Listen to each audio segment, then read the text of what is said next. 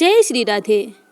आपका दिन मंगलमय हो और प्रभु की कृपा हमेशा आप पे यूं ही बनी रहे। आज हम श्रवण पान करेंगे मार्गशीर्ष मास में श्रीमद् भागवत के महात्म्य का प्रथम अध्याय। वीडियो शुरू करने से पहले यदि अपने चैनल को सब्सक्राइब नहीं किया है तो चैनल को सब्सक्राइब कर बेल आइकन को जरूर दबा लीजिएगा ताकि आगे आने वाली वीडियो के नोटिफिकेशन आप तक टाइम पर पहुंचते रहें। आइए कथा श्रवण पान करते हैं। श्री गणेश को प्रणाम। अब श्रीमद् भागवत का महिमा वर्णन शुरू होता है।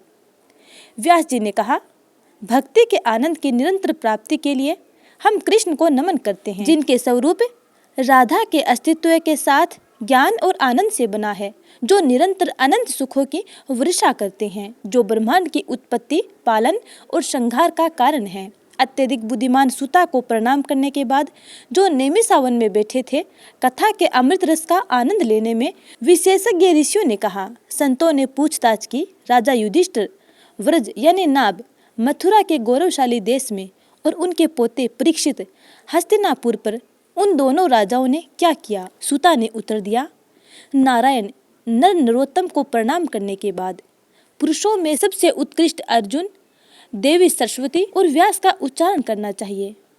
जब राजा युधिष्ठिर महान पथ यानी उत्तरी दिशा पर चले गए तो राजा परीक्षित, हे ब्राह्मण, एक इच्छा के साथ मथुरा गए, वज्रनाभ को देखने के लिए। यह जानकर कि उसके चाचा आए हैं, वज्र स्नेह से अभिभूत हो गया। वह प्राप्त करने के लिए पास आया और उसे सलाम किया और उसे अपनी हवेली में ले गया। उस वीर ने, जिसका मन पूर्णतः कृष्ण के प्रति समर्पित था, उसे गले लगा लिया।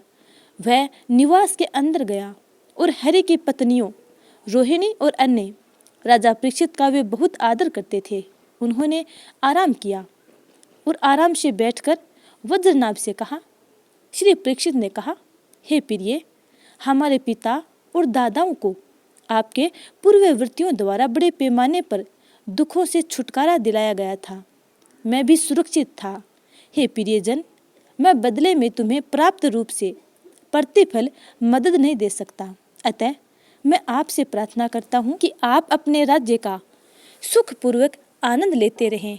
आपको वित्त यानी राजकोष और रक्षा यानी सेना के बारे में कोई चिंता करने की आवश्यकता नहीं है, न ही तुम्हें शत्रुओं के दमन के विषय में कोई चिंता करने की आवश्यकता है। इनमें से कोई भी चिंता आपको बिल्कुल परेशान नहीं करनी चाहिए। केवल माताओं यानी बुजुर्ग रिश्तेदारों की अच्छी तरह सेवा की जानी चाहिए। सभी चिंताओं को मुझ पर छोड़कर उनसे दूर रहो। यह सुनकर वज्र अत्यंत प्रसन्न हुआ। उसने उन्हें उत्तर दिया। श्री वज्रनाभ ने कहा, हे राजा, तू जो मुझसे कहता है वह बिल्कुल उचित है। आपके पिता ने मुझे धनुर्विद्या की शिक्षा देकर कृत्य किया है, इसलिए मुझे बिल्कुल भी चिंता नहीं है, क्योंकि मैं दृढ़ता से अपने क्षत्रियत्व यानी सैन्य विशेषज्ञता को कायम रखता हूँ।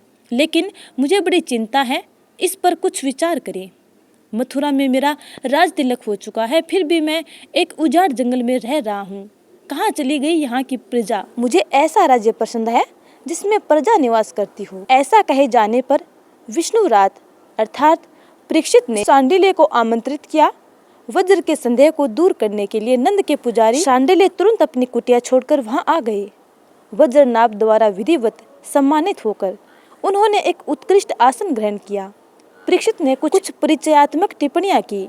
तब ऋषि ने अत्यंत प्रसन्न होकर उन दोनों को सांत्वना देते हुए इस प्रकार कहा। श्री शांडिल्य ने कहा, वज्र नामक भूमि का रहस्य मेरी बात ध्यान से सुनो। जैसा कि मैं बताता हूँ, मूल व्रज का अर्थ है फैलना।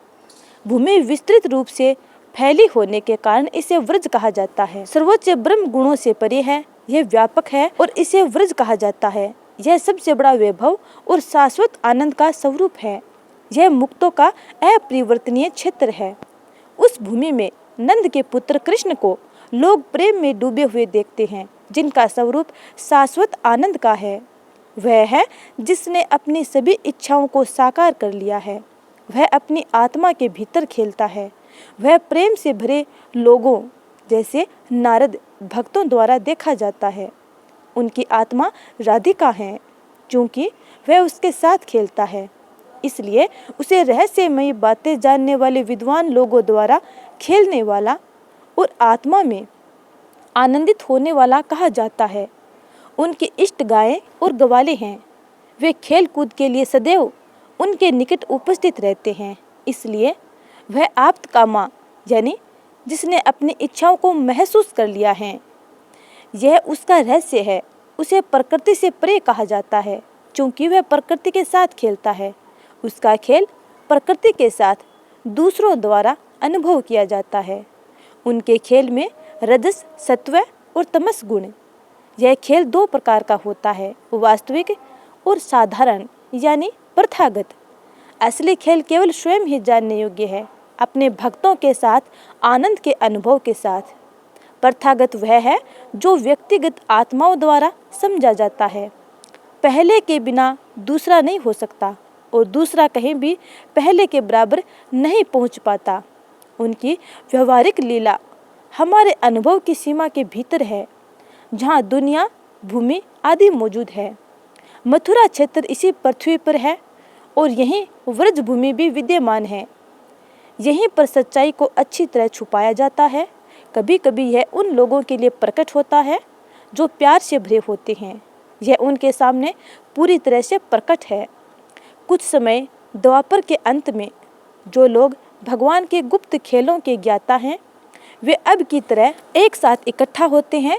उस समय हरि अपने इच्छित लोगों को अपने और अपने लोक में समाहित करने के लिए अपने लोक सहित अवतार लेंगे।